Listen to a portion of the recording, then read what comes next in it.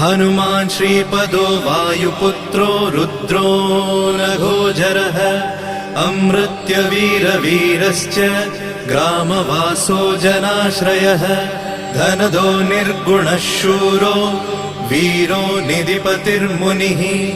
पिङ्गाक्षो वरदो वाग्मी सीता शोकविनाशकः शिवः शर्वः परो व्यक्तो व्यक्तो धराधरः पिङ्गकेशः पिङ्गरोमा श्रुतिगम्यः सनातनः अनादिर्भगवान् देवो विश्वहेतुर्जनाश्रयः आरोग्यकर्ता विश्वेशो विश्वनाथो हरीश्वरः भर्गो रामो रामभक्तः कल्याणप्रकृतिस्थिरः